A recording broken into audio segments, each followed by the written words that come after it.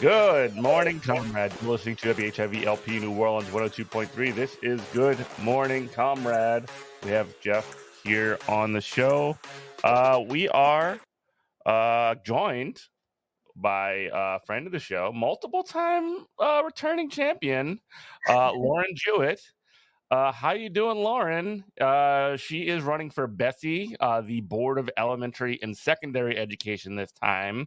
I don't know how she keeps getting roped into running for school boards, but she's doing it. How you doing, Lauren?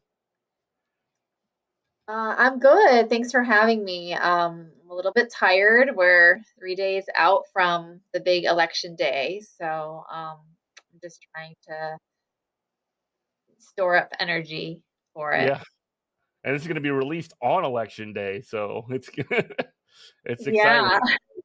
If you are listening to the sound of my voice and you have not gotten out to vote yet, do so now and get out and vote for. There's a lot of stuff that's going on right now. There's statewide races, there's local races, there's just everything happening. So make sure you do it and vote. So you are running for the Board of Elementary and Secondary Education. I have a question for you. First question. What the heck is the Board of Elementary and Secondary Education, Lauren? Well, this is a question I get from a lot of people, a lot of voters that I've talked with over the past 2 months. Obviously, you kind of said what the acronym is, but BESE is our Board of Elementary and Secondary Education. I kind of, short notes just tell people that it is our state school board, essentially.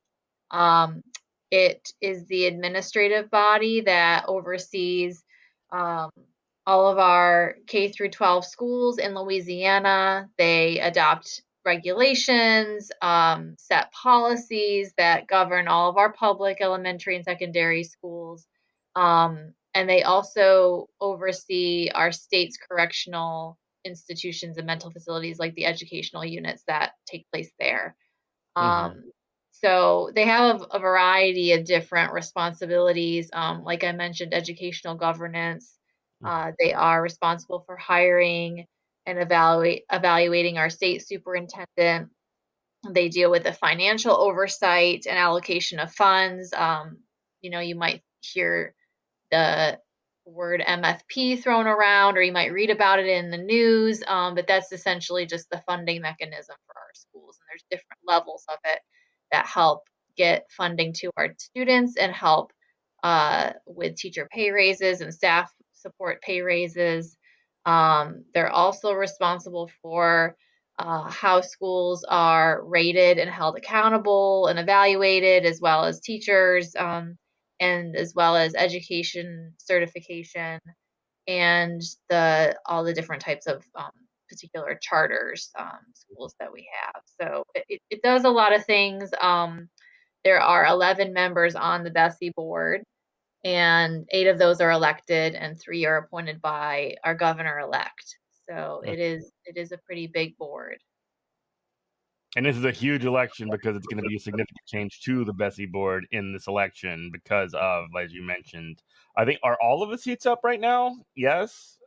Yes. So And that will be appointed by whoever is elected the governor. So it's a big deal right now. Yeah, the BESE elections always coincide with the gubernatorial election cycle, so that the new governor, who gets sworn in, also has the authority to elect to appoint 3 people. But yeah, every seat is up. Even if someone's an incumbent, they are going to run again. Currently, as our BESE board sits, we have 3 seats that are term limited. So those people can't run again, and I'm running in one of those seats, where the person who's currently in the seat has been in the seat for the past 16 years. Yes. Yeah. Jim Garvey. Yeah. I remember him very well. So when I actually remember him specifically. He's a business guy. I remember him appearing at it was a JFT function, my old union, and when somebody asked him about like raises or like a a certain amount of raises, he equated like a $5,000 or something like that teacher raise to a spoiled child wanting an entire gallon of ice cream, which I really never forgot that. That's quite an analogy. Yeah, I Yeah. mean, he is the longest serving BESE board member because he got elected in 2007, got into his seat with no opposition, as happens with a lot of our seats in Louisiana, as we're even seeing with legislative seats this cycle. But because of when he got elected and term limits going into effect after his first term or in the middle of his first term, um, that's why he's been on there for 16 years. But if the current term limits are 3 terms, which would be 12 years. Hmm. So yeah, I think there's a few incumbents who are running again, but it will be a fairly new board majority wise. So there's a lot of shakeup happening with the BESE board for this election. Yeah. And so you are a teacher. For people who haven't listened to our previous episode with you, you are a teacher also in New Orleans. Um, Why are you running for Bestie Board? I mean, aren't you busy enough? Don't you have enough to do? Jeff, I'm tired. I really am. But it's kind of duty calls. Volunteer as tribute at this point. Because as for people who didn't listen last time or who aren't familiar with me, I ran for the Jefferson Parish School Board last fall. So this Mhm. will, and I ran in that primary and made my runoff by 10 votes, which is pretty extraordinary when we think about votes mattering. And yeah, so technically, because I ran in a primary and a runoff last year, that counts as 2 elections in terms of ballot and fundraising and the way that is counted and recognized. So this will be my third time running, or I guess I got to vote, last week, and so it's like the third time I saw my name on the ballot in the last year, in less than a year. So it. I knew this seat was going to be open, but I ran last year because I felt like I very much am in tune with the local stuff because I am an educator. I live in Jefferson Parish. I work in Orleans. But the issues that teachers face are very, very similar across Mhm. districts. And so, once I did not get elected to the Jefferson Parish School Board, I still stayed very active. I told my supporters that, despite not winning, I was going to remain involved and remain vigilant about things that were going on. And of course, within, just a few months after the new board was seated in Jefferson, schools were up for, potential closure. And Mhm. I went to those meetings. I saw students getting involved and advocating and speaking for their schools not to be shut down or for at least to be postponed. And it was very troubling to me to see them leave that meeting in tears, when the majority of people at the meeting speaking were youth. Um, Mhm. and it was beautiful to see them, step up and be in a public meeting speaking, and exercising that right. But it was also, again, on the flip side, upsetting because you know some of this is the first opportunity they were doing that, and then of course they didn't you know get the outcome that they so desperately wanted and also deserve. And I after that meeting and after those things were happening, I was, going to meetings with families and parents and kids in the district, um, and trying to kind of get a pulse on what was going on. And ultimately, I had some people come and approach me and say, like, "What have you thought about running for Bessie?" And I'm like, "Well, I'm really tired, and I'm still recuperating from the last runs. But I asked around. I'm not somebody who wants to step on somebody's toes, so I asked people who had previously run for the BESE board in District 1, which is where I'm running. I asked different community groups, hey, do you know that this is on the ballot in the fall? Do you know of somebody like who lives in this district who might want to run? I would be happy to get behind them and do any kind of campaigning to make sure we get somebody in there who is going to be an advocate for public education and for our kids. And I was getting kind of the same response as we started off this interview or talk, and that people were like, "Well, what is BESE?" So that was the reaction I was getting from some groups. They're like, "I don't know what that is," or "I don't even know if I live in that district." And I was like, "Well, you do. This is St. Tammany, or this is this area of it." So I was on the fence for a while. I just finished about just under 2 months ago. I just finished graduating with my master's in English literature. So I was gone for a little bit in the summer. Um, I got my paperwork together before I left to go finish my coursework and gave it to my friend to serve as my proxy, just in case I was like gonna go and do it. And I just told her to keep it safe and I would let her know. And I decided pretty much at the end of July that I was definitively going to do this. And you kind of know what's involved once you've gone through it one time. That's what I just knew that I was going to be up for the level of exhaustion while teaching full time. But I mean, I ultimately am doing it because, I believe, as I did last year when I ran, that teachers need to be on our education boards locally and statewide. We are one of the closest stakeholders to the things that go on daily in our schools. And we need to have somebody up there who's able to speak to the potential implementation gaps of policies. And I just see a lot of the things happening since the pandemic with teachers and schools, and I think it's really ripe for the time to have somebody up there who just understands that, and not only just being a teacher, but being a special education teacher, which has been my entire time in the classroom in my career. There's a lot of issues going on in our state for students with disabilities. So, I am glad this campaign has been really centered on no regrets, because had I not had my paperwork filed, this would have been another situation of somebody not having to campaign for a seat, and they would have walked into the seat because this is just myself and one other opponent. Yeah, And ability. I just believe, I believe it's really healthy for us to have contested races. Even if it's an incumbent that we love, I think it just makes it makes the competition of having a contested race. It does make the platform deeper. It makes us have more discussions about nuances and things. And Fair, if you want to call this a democracy, right?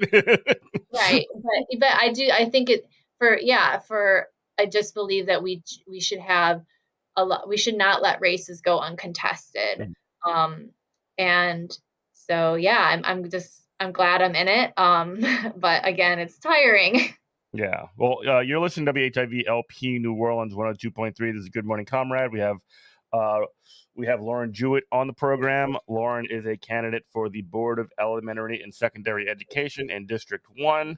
I do want to circle back a little bit and talk a little bit about, you mentioned a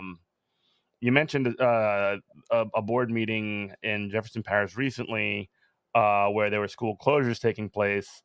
And I mean, I've been to so many of those now at this point, it's not even funny. And every single time it feels like it's almost the exact same thing. You have students, you have teachers, you have people from the community all saying, hey, we don't want you to close these schools. We don't want you to do this. We don't want you to take this course of action or do this or whatever.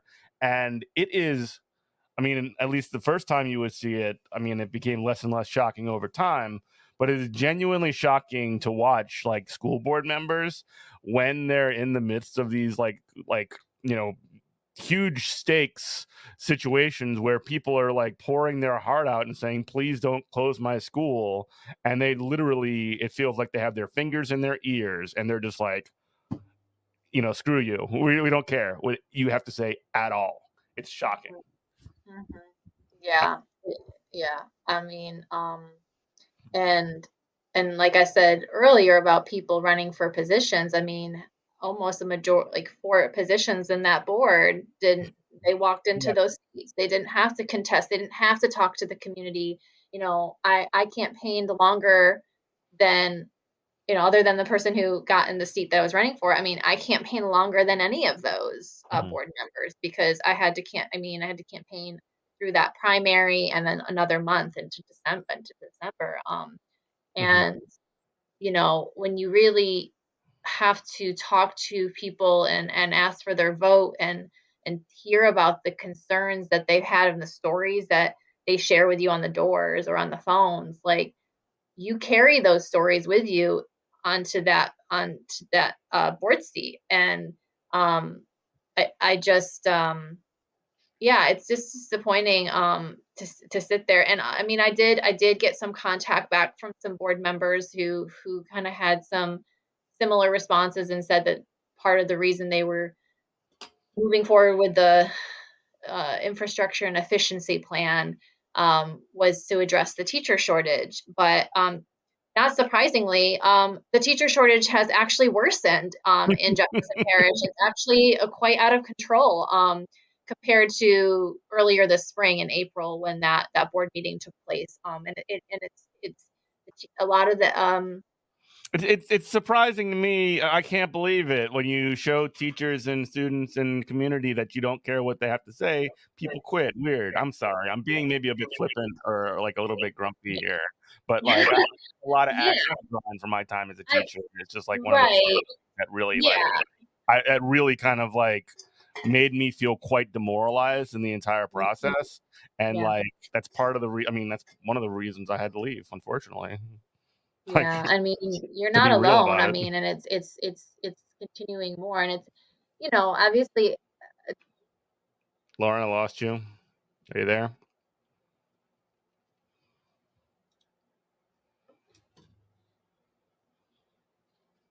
we were saying this.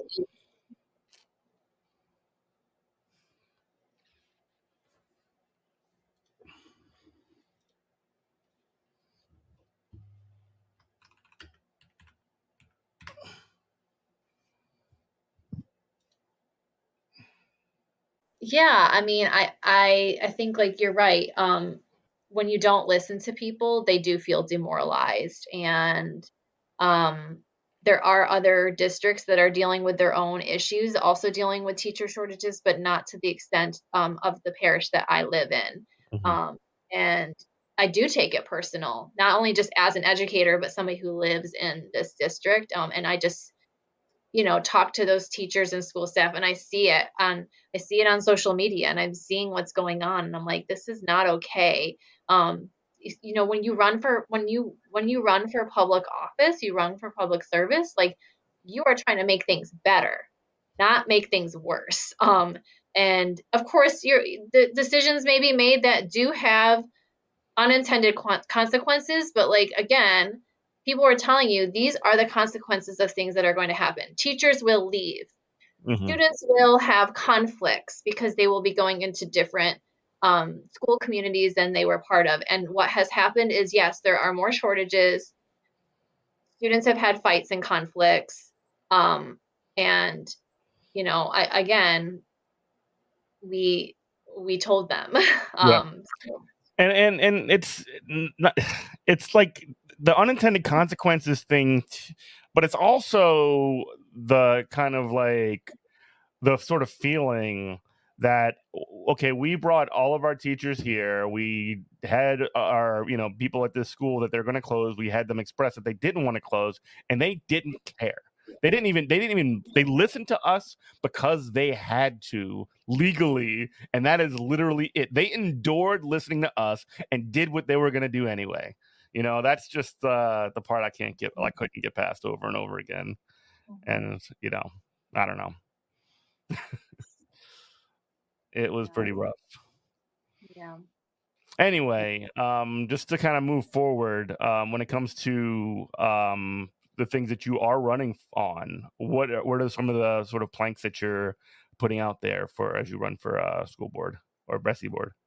Yeah, so I mean, some of my platform is a little similar to last year. So I mean, consistency and what I care about and what I know to be true, as an educator, but advocating for the teachers and students' mental health is incredibly important to me. We continue to see that need. So anything I can do to ensure that we are creating school communities that provide holistic supports for our young people and for our school staff is heavy on my mind. Um, Prioritizing teacher quality as well as the pay increases, because I was up there in Baton Rouge earlier this spring when we had the potential to get a teacher pay raise that was permanent and a school staff pay raise that was permanent, and ultimately the legislature did not give us that. We got a stipend, but Mhm. people might be campaigning and say, "Oh, teachers got a raise," but it's not a permanent raise. It's going to go away after this year. And as we know in Southeast Louisiana, we have rising insurance costs. We have this impending salt water intrusion. All these things that cost money. I mean, that like, and then we didn't get anything that actually like help us with our quality and cost of living, relative to all the other costs of living that are going up. So the teacher pay raise is very important. Of course, we have to work in concert with the governor who is elected and our new legislature to ensure that that happens. At the end of the legislative session, on very last day, they put a little, I guess, footnote or line item in the budget and just said, well, we hope we can get this in the MFP next year. And Mm. it's like we could have done that. We had, you know, a um, we had budget surpluses. We could have done it. And it was a slap in the face to educators and school staff to not get that through. And then just saying, well, we hope we can get it through next year. It's like, well, we have a whole new set of players. Right. And of course, you'll have some incumbents in the legislature. So there's relationships there, but like relationships have to be built. As an Mm. educator, I know that like, you can't just like get things going from day one. You have to build those relationships. You have to build the trust. You have to, work across the aisle. You have to do those things. And this is going to take everybody who's in the government to help ensure that we get, those pay raises. And not only we know it's not just the pay raises that are driving teachers out of the profession. It's Mhm. also the working conditions. And so as a candidate, I will ensure that our working conditions are sustainable.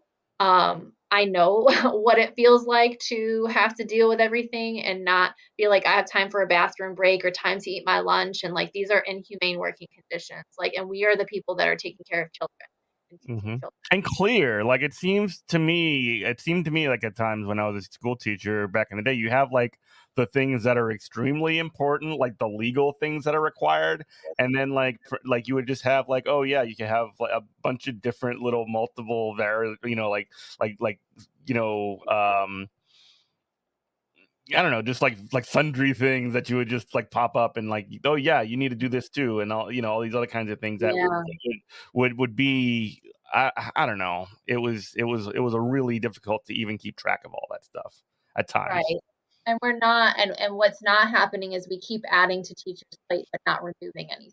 And Hmm. so when we talk about quality, it's like a qualified educator is also going to have boundaries and they're going to push back on things. I mean, they're going to do things because they do care about their job. They love kids, but like at the end of the day, we're human too. And we need to have holistic evaluation protocols and we need to know what is reasonable to preserve our energy because teaching is a very energy demanding job and to show up every day and be on for kids we need to we need to make sure that we're not you know requiring teachers to bring all this excess paperwork home and excess things home to do Mhm. because then we are not coming back rested and ready for kids. So that it's super on top of my mind. Fighting for the public transparency and accountability. We need to ensure that we know where the money is going. Uh, I want to ensure that public knows how money is getting from Baton Rouge into the classrooms, into our teachers, and really looking carefully at how money is spent, um, as well as making sure that we protect public education. Mhm. We do have different models of schools, and some of them are doing what they need to be doing, and they're educating kids and they're providing those results. But we also have a lot of situations where schools are not accountable to taxpayers and not accountable to doing what they are supposed to be doing in terms of the law, special education law. Um, and I want to ensure that we have public education as a viable option for our families. I grew up going to K through 12 public school, and it was a very important part of my education. And I know that many of our families do rely on it and don't have the means to be sending their kids to private schools. But then we shouldn't also be offering things like vouchers or ESAs that then take that money and then the money is then not publicly accountable and they're sometimes taking families and we know this families have taken those dollars and gone to schools that are also poorly performing Mhm. um, I'm for schools that are not creating economic disparities or further segregation for our kids and that again are schools that are also following the law. So yeah, that I mean, we see an attack on public education, not just in this state, but in many states across this country. Mhm. And I think it's part of a larger agenda to dismantle it. And I think if we actually funded our schools properly and gave them what they actually needed, then every school would be great. We need to focus on making every school great instead of having these debates and battles over like all these this and that. Like, because again, these schools that are taking, kids or families are taking money to go out of the public schools, they're not performing well either. So Mhm. we need to ensure that every kid gets quality education. And that's what Bessie's job is. So, those are some of the things, and ultimately, making sure our schools are safe, and promoting equity and achievement for all of our students. I will stand strong in making sure all of our kids and families feel included and that they feel affirmed, because that's part of a hallmark of public education. We welcome every child and family that walks through our doors and every educator that walks through our doors who wants to teach our kids. Like they need to be able to do that and Mhm. not feel discriminated against, not feel bullied, and not feel harassed. Great. I guess one final question, and we can move on. So when it comes to getting that message out and support for your campaign, who are some of the people that have sort of been the most responsive to that? Like, have you had really great conversations at the doors? Who are some of the groups and organizations that have gotten behind you and supported you? How is that side of the whole campaign going?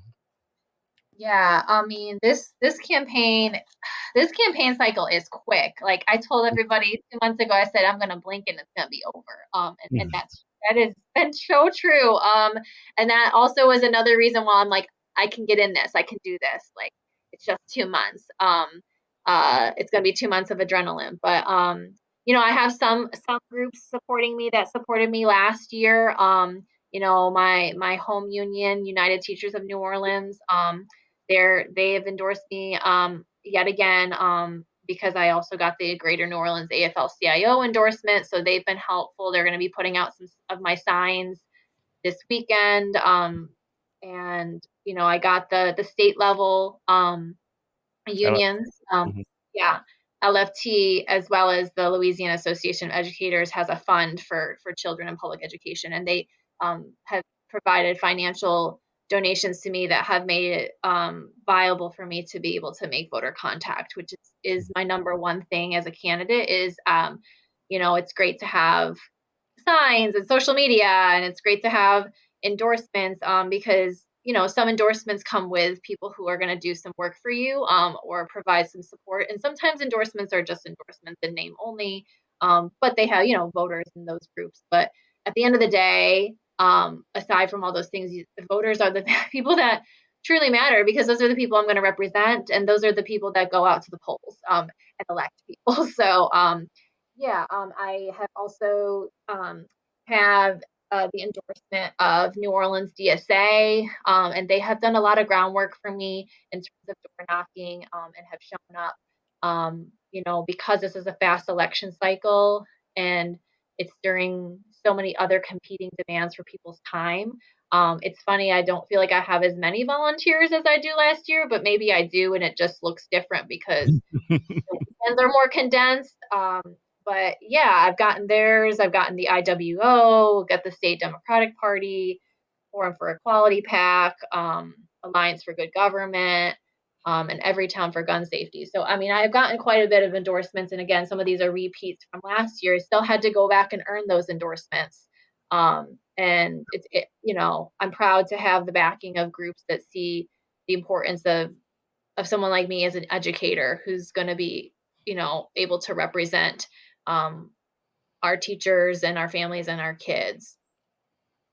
Great. Well, where can people get more information about your campaign, and how can people help out if they're interested? My website is www.laurenjewett.com. I am number 42 on the ballot. Your time is ticking. It's the last few days of the election, so we will be pushing hard to text bank, phone bank, sign wave, lit drop, canvas, do everything we can. I know, again, like I said, there will be no regrets. With this campaign, I am happy that I'm in this race. And I just have to know when I rest my head at night that I did everything possible to get myself elected. Because you can't know if you don't try. And that again is like why I'm doing this. And I feel really honored that I'm running. Great. Well, thank you so much, Lauren, for joining us on the show.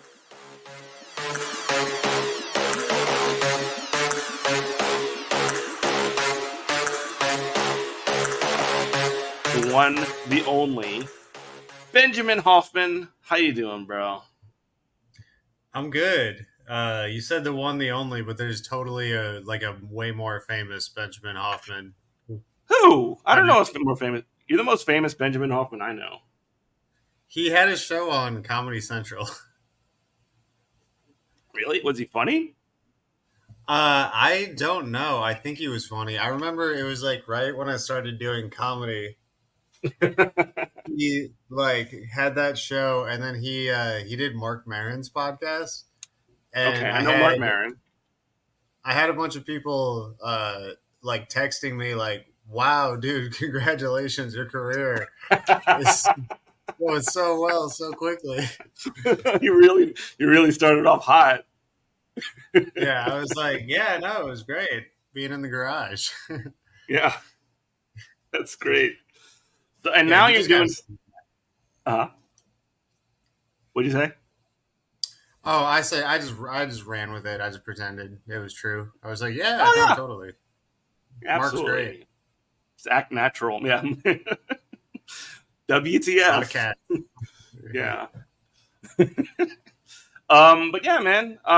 So I mean, for people that don't, that in this city, I guess people do. But I mean, you're one of the founding members of DSA New Orleans, and I mean, you were one of the people that I worked with on the. Well, I wasn't closely associated with it, but like the very first brake light clinic, all that other stuff. We've been on local council a couple times, all that stuff. So it's finally good to chat with you. Yeah, no, appreciate being here.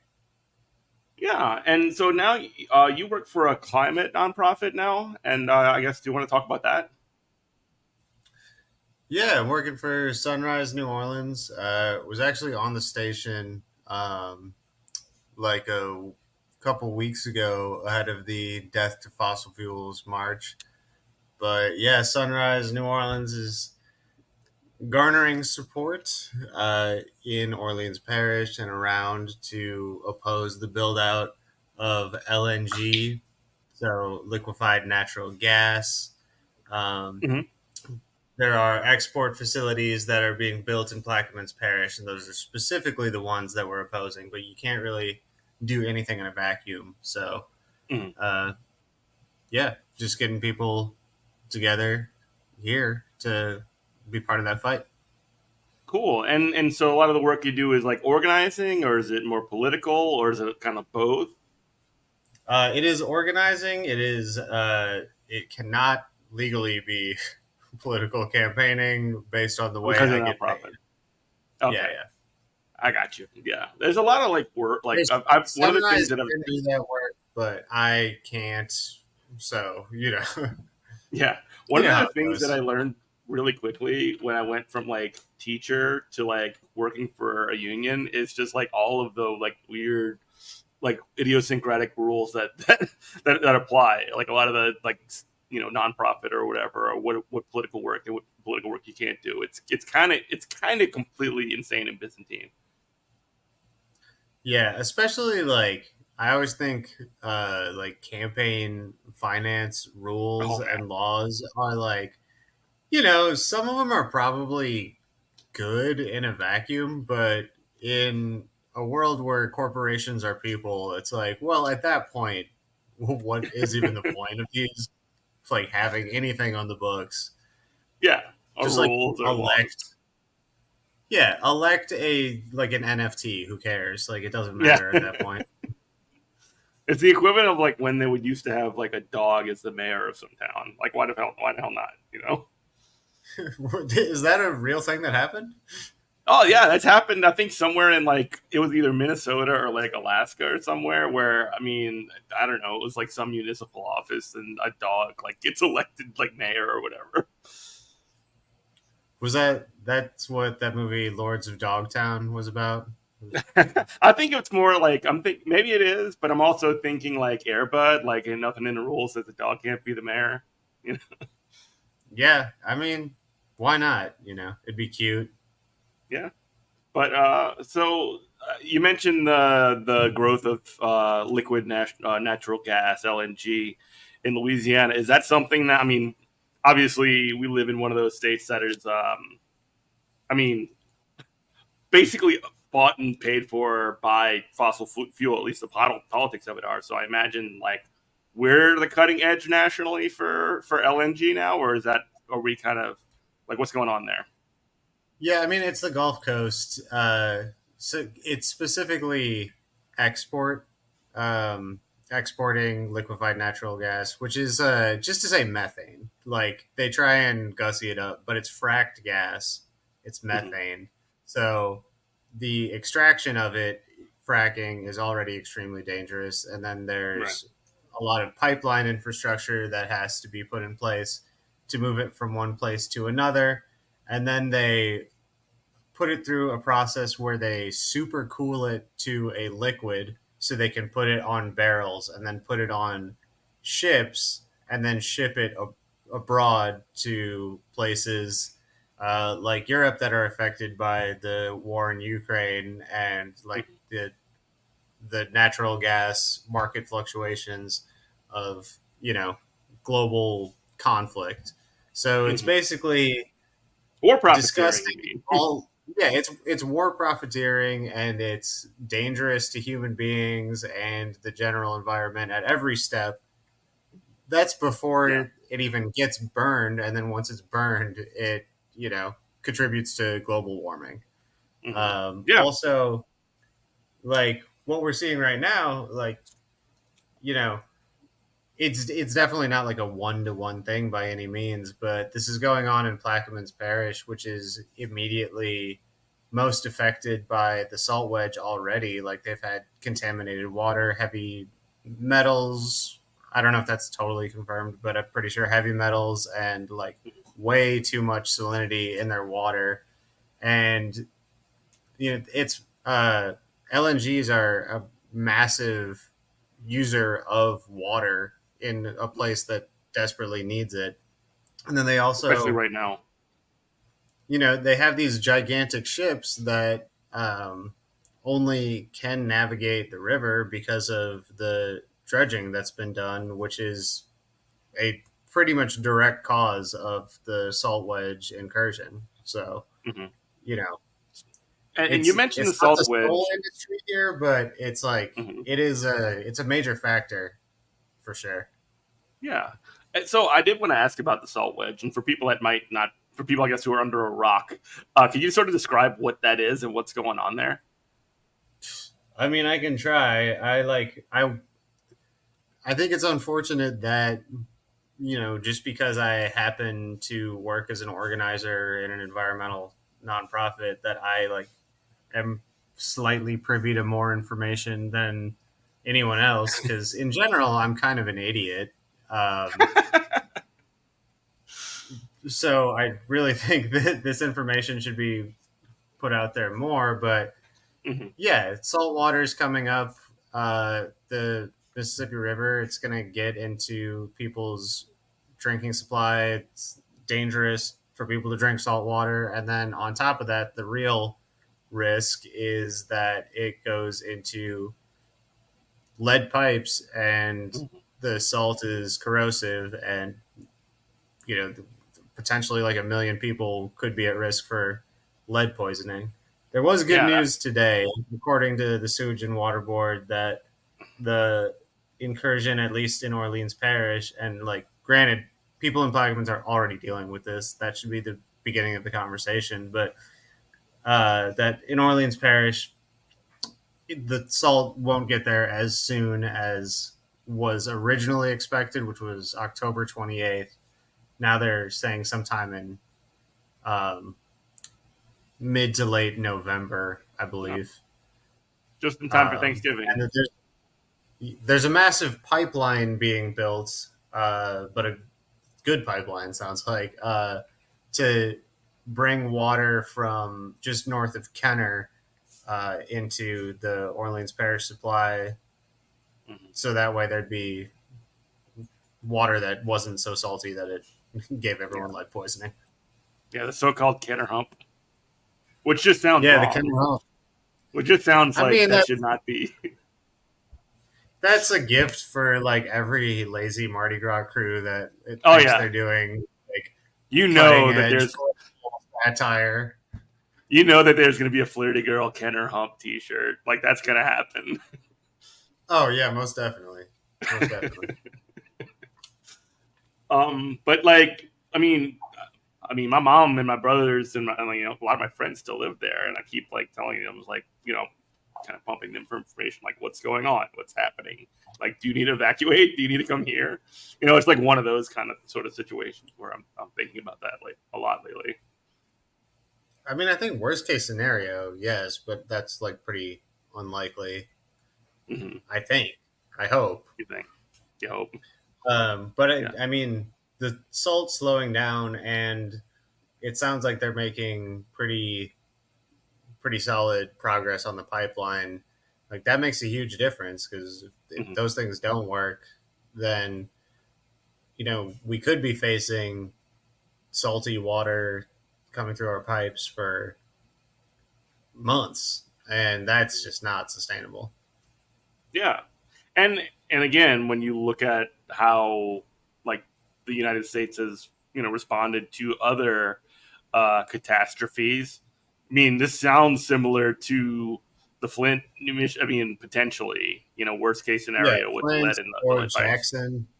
Yeah, Jackson. Like it sounds like one of those things. And I mean, obviously, it's New Orleans. We all know how the government responded after Katrina here as well. So like, it's like one of those sort of situations where you can sort of slowly see the potential of like a national disaster response coming here again.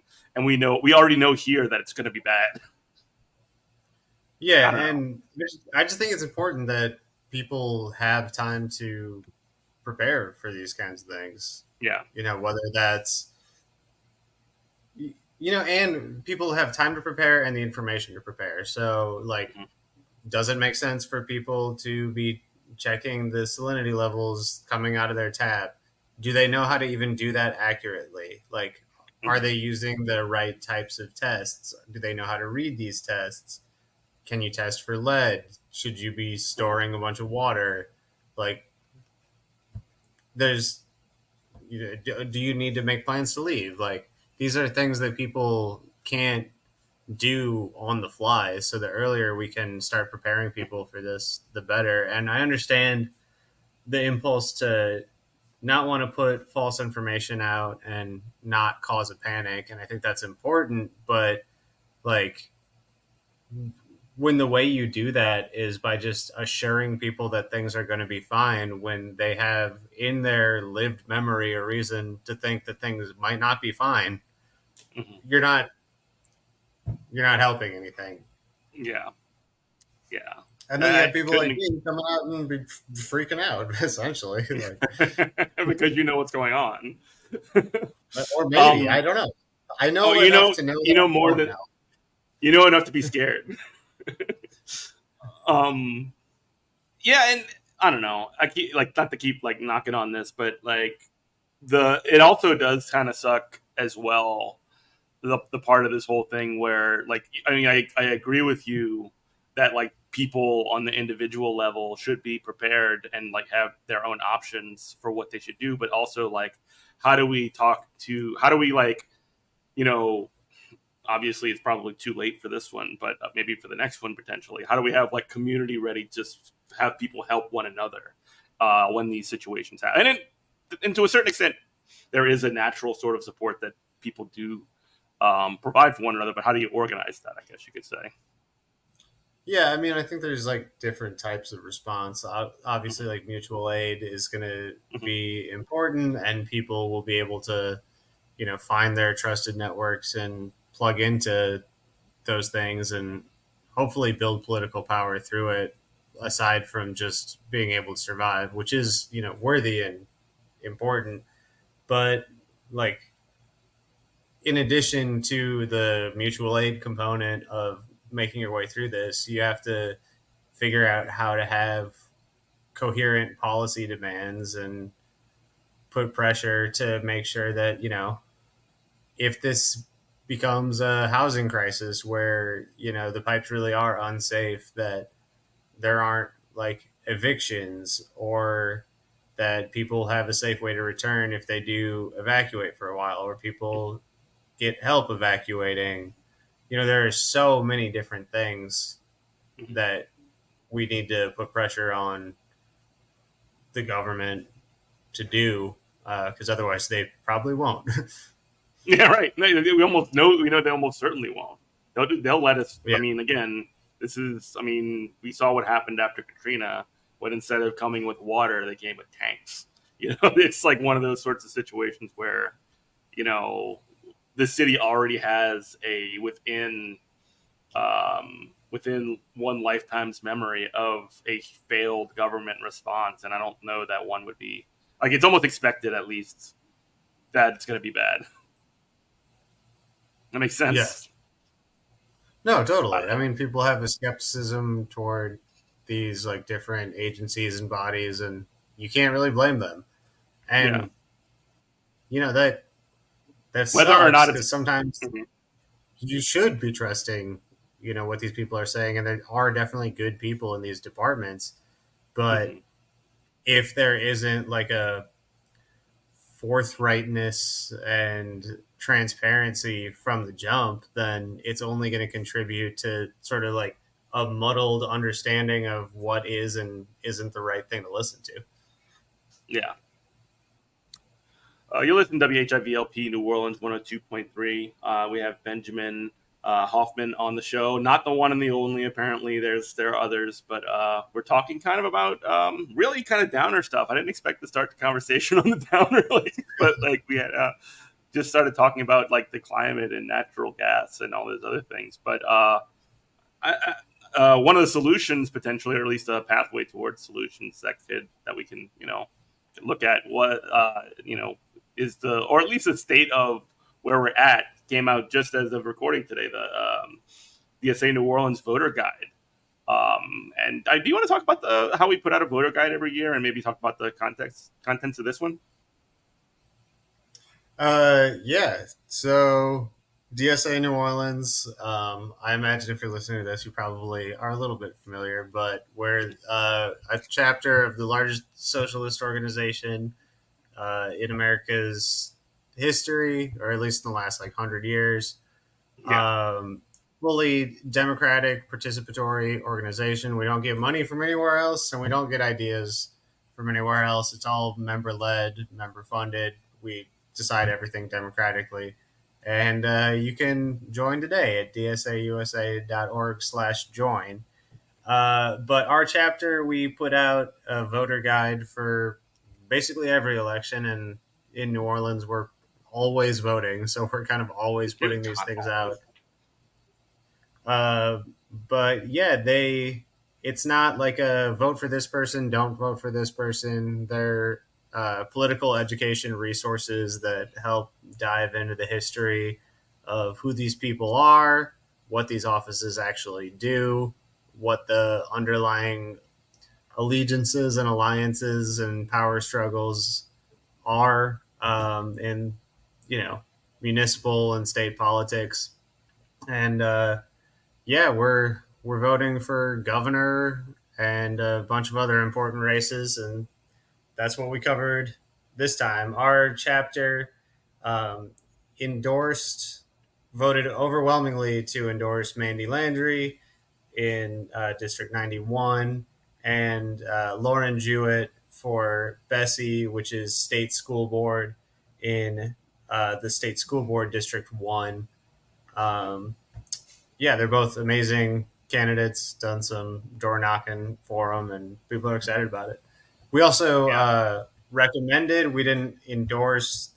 We have like an internal difference. A lot of it's just process wise, but we recommended Pearl Ricks for the new district, District 23, as well. That's great. I just learned about Pearl recently. I'm not connected like I used to be to the city, but they seem really cool and really like somebody that we could use in the legislature. And I don't know, it like as many like dark and bleak like and horrible things come out of there. At least like seeing something, or at least people get behind someone that's really good. Like Mandy, for example, is pretty exciting. I don't know. We had Mandy on the show last week, and we talked a little bit about this kind of stuff, and it was really nice to sort of see somebody who actually cares about and like is willing to reach out to like people in groups. And she's a member of BSA now. I mean, that's part of a requirement for our endorsement. And then Lauren's actually an old friend of mine, so that was really cool to see her get supported by the chapter. Yeah, no, I mean it's cool to see people that frankly are like willing to be vocal about the failings of the state Democratic Party.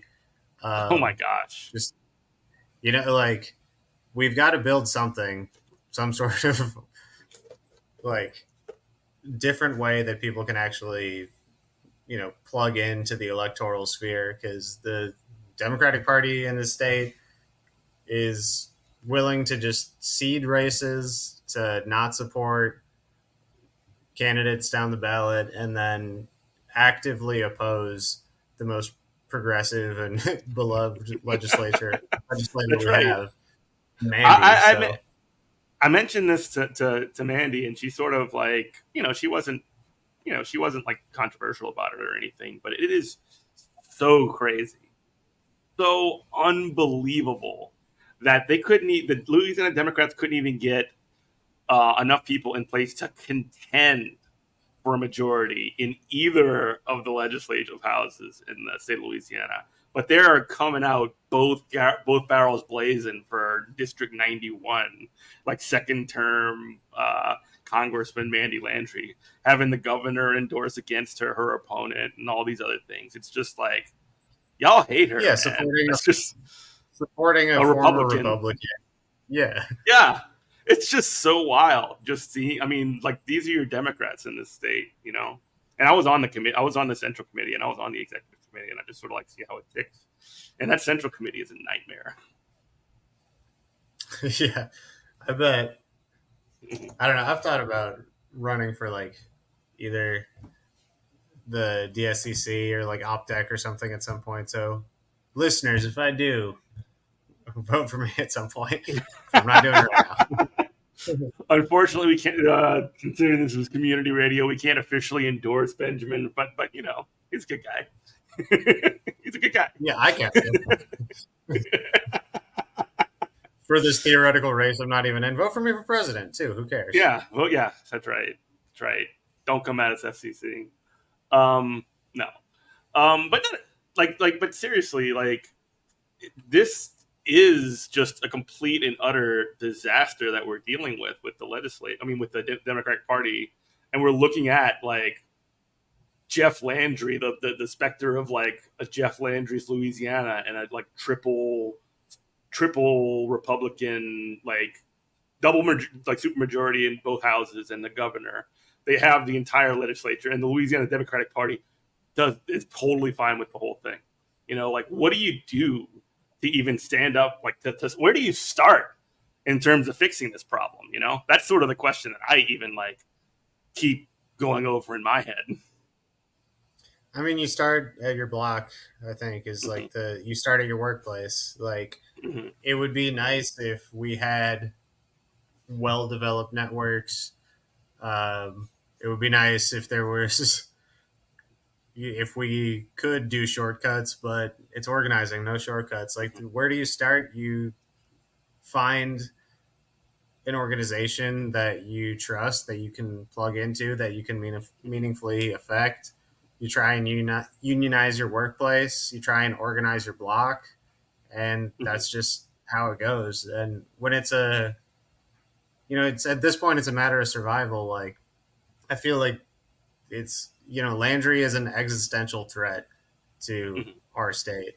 Like, we're at the front lines of climate change in every way, and we have the industries that are contributing most heavily to climate change. We have an agricultural policy that incentivizes people to not farm crops that we can eat, but things that we ship, or to sit entirely on land, and that contributes even further to climate change. We have, I mean, I could go on and on and on about all the things that are like awful, the sending too many people to prison, this and that, but like, there's a reason we all stay here, and it's because the culture is amazing, so it's worth fighting for. And I think the way that you have to do it is to not look at everything and say, this structure is against me and I'm overwhelmed, this structure is against me, I'm overwhelmed. It's to actually like connect with people in your life. And like, that's why the workplace is such an important place for struggle, because we spend so much time there. And there are structures that we can inherently shift. It's same with neighborhood struggle. Like, we know our neighbors, we live here. So you just got to find people, and like, it's always it feels worth it to participate. So Yeah. do it. It's fun. It's better than being like alone and scared. Yeah, no, 100%. And like on that sort of like the structure is against this sort of like thing that people say all the time. And it's not even to say that they're wrong, but like just because the structure is against you doesn't mean you can't change it by you just have to engage with it in some manner. Now what that whether that manner is to overturn it or at least to like minimize minimize the worst that it can do to you, you have to at least be like covering that front in the sort of class war. You know what I mean? Yeah, and like I don't know if you don't know how to fight against it. That I mean, that's your you probably have a correct analysis because you can't do it alone. Like No, you're absolutely not. yeah, you have to find other people and you have to figure out how to fight together because it's not like this is something we can solve theoretically in our heads. The only way we can do it Yeah. is if we like actually form the relationships with each other that are strong enough to build something better. So Hmm. you have to talk to Yeah. people, like which Yeah. is what people are missing in their lives anyway, and what so many of these structures lead to. You know, like we're burning all this carbon for a culture that, in a lot of ways, sucks. You know, Yeah. we're doing all this so more people drive cars, so there's less green space to walk around. We're doing this so we have a food system that doesn't lead to being able to eat like nourishing delicious food that comes from where you live, but it's piped in, and then you're more likely to just sit at home and watch TV. Like it's all sort of a death cult of boredom, and the way out of it is to just talk to people, Yeah. which is like Yeah. you know you have to. That's what organizing is. It's just talking to people. I mean, there are people that are a lot better at it than me who have strategies that are more developed than me, but like why I've always taken to organizing is like it's just an opportunity to like ask someone what they care about and be like, okay, well, let's do something about it. Yeah. And yeah, you can't like obviously, and it's not like even like to say like to like invalidate the feeling of like loneliness or isolation. Like every like it's like gravity within structure, like within the system, right? You mentioned cars. You can't live without a car. Well, I guess you can live without a car in New Orleans, but like in most cities in America, you can't, or especially if you live in like suburbs or anything like that. So that means that you are essentially like forced to be in a vehicle, which means you are isolated from everybody else in your own little bubble, right? And that's sort of Mm-hmm. like the thing. And then when COVID happened, that was like one of the most sort of like an isolating moments socially and like physically for people when you're supposed to shelter in place, stay 6 feet away from one another, and all these other things. So like I don't know, there is I guess soft ways and like hard ways where these you know this atomization takes place. I guess I don't know. Yeah, Maybe I'm just definitely. But optimistic. like we're all experiencing it though. Hmm. So if we're all experiencing isolation, then that's a shared experience. So it's something we Yeah, can connect up. Like, yeah, totally. There's always going to be something, be it the place that you work for a living, or that you have a landlord that you pay rent to, or that food costs too much, or whatever it is. There's always things that people can come together over. A salt wedge, that's something that people can come around together around, hopefully. yeah, um survival. like literally survival. Like it can't be any more real than that. Let me pause for station ID. You're listening to WHIVLP New Orleans 102.3. This is Good Morning Comrade. Jeff and Benjamin Hoffman. We're just kind of talking about the ways that people can come together and other things like that. I don't know what else what else is going on around there these days. In New Orleans, I Yeah, in the mean, city. Pelican season. I'm excited about that as a basketball fan, but Is it really almost time? Like it's almost October, right? Oh, it is October. Holy wow. Dude, it's this week October has 5th. been Happy this birthday, week has been mom! crazy It's for my me. mom's birthday. Oh, happy birthday to Benjamin's mom. But yeah, the Pelicans are they're coming back. World Series, I guess the Saints are terrible. Just all the stuff. I cannot believe that, like in that Green Bay game when Derek Carr went down, it was just like it was over. Like the season had ended already. It felt like, and they blew that 18-point lead. Ugh, unbelievable. Anyway, Yeah, I mean, I invest entirely into one sport, which is basketball, because I can only handle so much disappointment. Yeah, well, that's fair. That's fair. Well, you're gonna get it with the Pelicans, but at least they're fun to watch. Well, cool. Do you still do comedy? Are you still doing comedy these days? And if so, Yeah, most definitely. Yeah? People should come out on October 14th at 8 p.m. at the Always Lounge for Moral Panic. It's a monthly stand-up showcase that I produce with Mary Devin Dupuis, Kamari Stevens, and Michael Glaviano. Really? Okay, I didn't realize that y'all are back on the monthly scene. And so you said the 14th? Yep, second Saturday of every month at the Always Lounge at 8 o'clock. Oh, okay. And if people wanted to get more information about it, like, is there a website or anything where they can like RSVP for that? Yeah, Instagram, Moral Panic. Just show up. Just if you hear comedy's going on, show up to it. But especially what's going on at the Always Lounge. Cool, man. Well, I think that could do it. We can wrap it up there. But awesome talking with you, brother. It's been too long. Next time I'm in town, I'm gonna have to holler at you. Yeah, thanks for having me on, dude. Of course. Well, thanks everybody for listening. This is a Good Morning Comrade. Bye bye.